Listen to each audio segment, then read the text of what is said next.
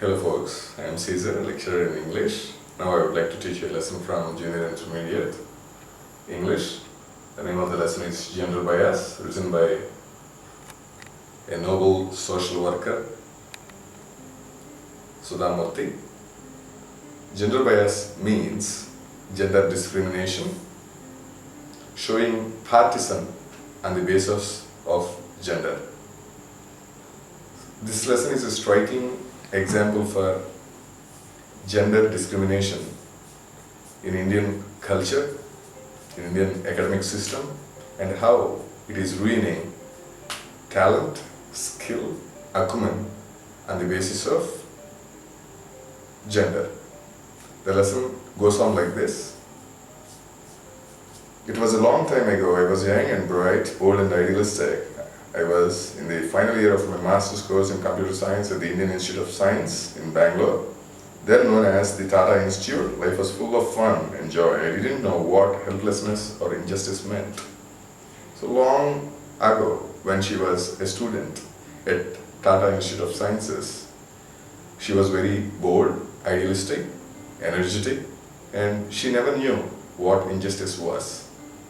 Such was her life. It was probably the April of 1974. Bangalore was getting warm and gulmohars were blooming at the ASC campus. I was the only girl in my postgraduate department that was staying at the ladies' hostel. Other girls were pursuing research in different departments of science. She was the only female student in the entire Indian Institute of Sciences campus. So now we can see how the campus conditions were in those days. She was the only female student in her entire computer sciences department. So women were not encouraged to get educated in those days. From the second paragraph of the lesson we can understand women are not treated equally at par with men in the fields of education. I was looking forward to going abroad to complete a doctorate in computer science. Sudha Murthy has a wish to pursue doctorate in computer sciences abroad. She was looking for opportunities. I had been offered scholarships from universities in the US. She was awarded scholarships. She was given an opportunity to obtain a scholarship, merit scholarship from the reputed universities from the US. I had not thought of taking up a job in India. One day, while on the way to my hostel campus from our lecture hall complex, I saw an advertisement on the notice board. It was a standard job requirement notice from the famous automobile company Telco. Now it is called Tata Motors. It stated that the company required young, bright engineers, hardworking and with an excellent academic background, etc. At the bottom, there was a line saying, "Lady candidates need not apply." It brought anger in the mind of Sudha Murthy. So the company requires young, bright engineers with great academic background. They can apply for this job. There is no problem in that. But they have mentioned very clearly, lady candidates need not apply. This caused pain in her heart. When I am equally educated, when I have par excellence, why should I be stooped? Why should my dignity be stooped to dust? Is it justice? If I am not viable of getting a job opportunity, why should I be educated? She thought education has become senseless. The meaning of education has lost. For the first time in my life, I was up against gender discrimination. First time in her life, Sudha Murthy was witnessing what injustice was. And it provoked a kind of anger in her. Though she was not keen on taking up a job, she decided to write a letter to the topmost authorities of the Tatas. She doesn't know actually who was heading the Tatas in those days. She thought of writing a letter. She decided to write a letter. She took up a postcard, and she doesn't know who was heading the Tata group. She knows very well that J.R.D. Tata is the actual founder, path maker, and the pioneer of Tata Group.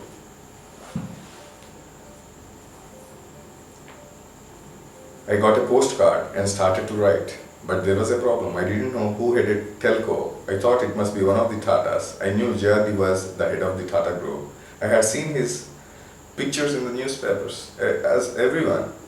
She also knows that J.R.D. Tata is the actual chairperson of the Tata Group. To this day, I remember clearly what I wrote. The great Tatas have always been pioneers, such as iron, steel, textiles, chemicals, locomotives, etc. In every field, we can fondly believe that Tatas have been the pioneers. Without Tatas, India wouldn't have been so successful in all these fields. They have cared for higher education too. They have established educational institutes in 90s which were responsible for the establishment of the Indian Institute of Science. Fortunately, I studied there, but I am surprised how a company such as Telco is discriminating on the basis of gender. So, Telco is a product of Tata Group. Telco is a branch of Tata Group. Such a reputed organization, how can it show gender discrimination? This is quite painful for Sudha Murthy. I posted a letter and forgot about it.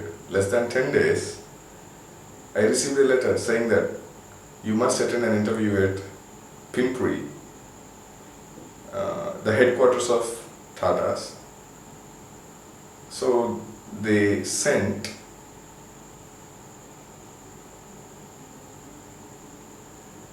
an invitation for Sudha Murthy to come and attend the interview session. So she was shocked. She never expected that her letter brings such a change in the topmost officials of Tata Group's outlook. She couldn't react according to her senses. She discussed this matter with her fellow students. They said, go and visit the place. Though you won't get a job, it doesn't make any big difference in your life. Anyways, you are not keen on taking up a job in India. You are very much careful about going abroad for pursuing PhD. So better go and attend the interview and buy famous Pune sarees at 30 rupees cost for all of us. And they gave money, she collected money. And as they have sent 204 tickets, she started off her journey to Pimpri House, which is nearby Pune. This is the girl who wrote to J.R.D. I heard somebody whisper as soon as I entered the room. By then I knew for sure that I would not get up the job. As soon as she entered the room, somebody was whispering behind her. This is the girl who wrote to J.R.D. So by this event, she got a sense of knowledge that she wouldn't be selected in the interview. There is no chance for her to get selected in the entire course of the interview. The realization abolished all fear in her. As soon as she sensed this reality, she shunned all sorts of fear from her mind. she became bold enough and she was ready to take on the interview. Even before the interviewer started posing questions, she made a question to them. It is a technical round, am I right? In such a way, she posed a question to the interviewers. There was a panel which was taking her interview, and the members of that panel were shocked by her rude behavior, impolite behavior.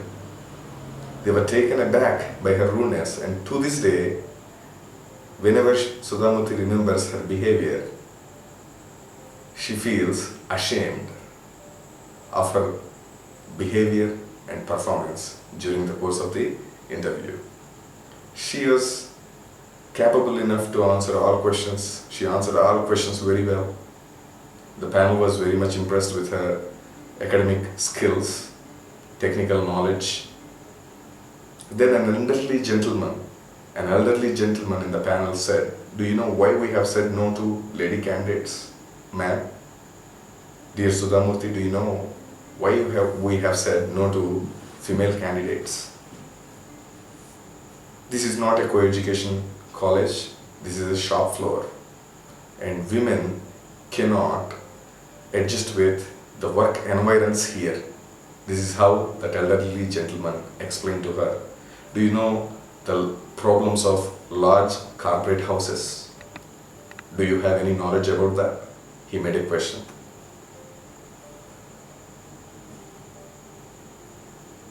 I was a young girl from a small town, Hubli, said Sudha Murthy, and I have a very limited knowledge about the problems of one of the largest corporate houses of India.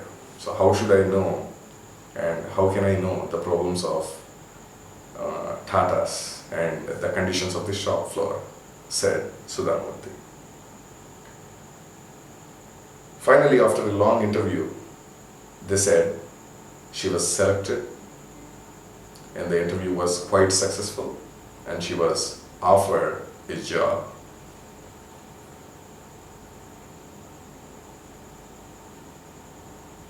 I met a shy young man from Karnataka there. We became good friends and we got married. It was only after joining Telco that I realized who Jayati was. After joining in Tata Group, then she realized the stature of Jayati there, the uncrowned king of Indian industries. Jayati, the uncrowned king of Indian industries. Now I was scared, but I did not get to meet him till I was transferred to Bombay. So there was no chance for Sudha Murthy to have one-to-one communication with Jayati, the uncrowned king of Indian industries. When she was transferred to Mumbai, she got an opportunity to meet Jayati. We will see that. One day I had to show some reports to Mr. Mulgokar, our chairman, whom we call as SM. His name is Sumant Mulgokar. One day she got an opportunity to submit few of her reports. So she went to her chamber. I was in his office on the first floor of Bombay House, Tata's headquarters, when suddenly Jayati walked in. That was the first time I saw Apro Jayati. Apro means our in Gujarati. This was the affectionate term by which people of Bombay House called him. So when she went to Sumant Mulgokar's chamber, all of a sudden she saw Jayati coming in. She was shocked, flabbergasted. She couldn't open up, at least for a second. She was staring at him. Sudha Murthy was feeling very nervous to meet Jayati for the first time in life. She was feeling jitters of fear. I was feeling very nervous, remembering my postcard episode. If he makes any questions about the reasons to write down the letter, she doesn't have any proper explanation to satisfy Jayati. SM introduced Sudha Murthy very nicely. J. This young woman is an engineer, and that too a postgraduate, the first female engineer to work on the telco shop floor. JRD was very much happy and to an extent surprised to see a woman working on the famous telco shop floor. I was praying he wouldn't remember or raise the topic of the postcard episode earlier. She was praying to God in her heart of hearts. Thankfully, he didn't. Instead, he remarked, "It is nice that girls are getting into engineering in our country." Instead of asking questions about the postcard incident or episode, he appreciated and to an extent praised Sudha Murthy, saying that it is very happy to see girls getting into engineering stream, and it will certainly affect the growth of India in several fields. Close to 50% of students in today's engineering colleges, if we see, they are none other than girls. And there are women on the shop floor in many industry segments. Most of the industrial segments may not run today without women, without female engineers. I see these changes whenever Sudha Murthy comes to see these changes. She said she remembers JRD. If at all time stops and asks me what I want from life, I would say I wish JRD were alive today to see how the company he started has grown. He would have enjoyed it wholeheartedly. If time stops and asks, what do you want, Sudha Murthy, from your life? I say, if JRD comes alive back to this world, he will certainly enjoy to see the company which he started has grown in such a way that most of the segments of Tata's have female engineers today, and he would enjoy it. He would appreciate this change wholeheartedly. Such magnanimity is attributed to Tata's, and Sudha Murthy appreciates the greatness of Tata's as pioneers in most of the Indian industries like textiles, locomotives, chemicals, steel, and several fields apart. Sudha Murthy is a famous social worker, a noble thinker, and she wrote many columns for several magazines, and she is the co-founder of Infosys Group, and she is known for her contributions to the downtrodden society in India. She introduced library facilities, and she provided computers to many government schools in Karnataka state. And the present lesson is an extract from her writings, How I Taught My Grandmother to Read.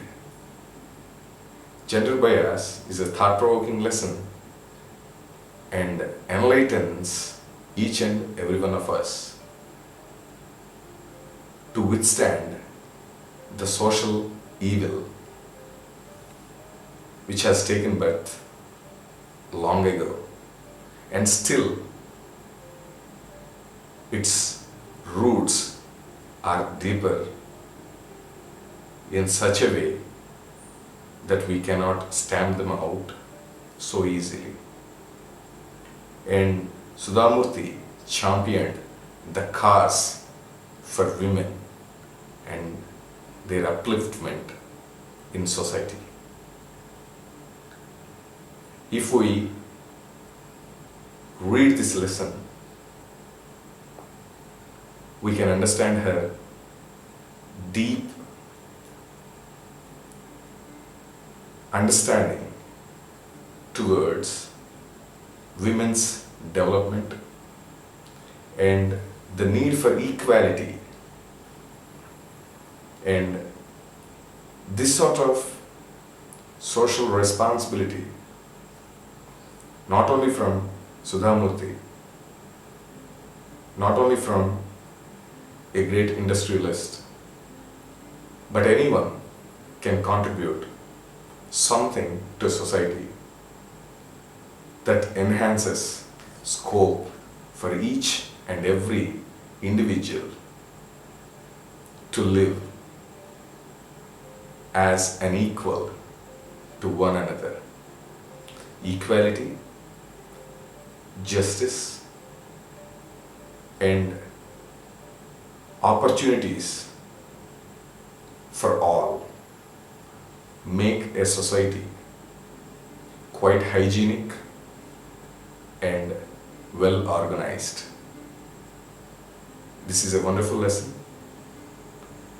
and a delightful text also. Thank you.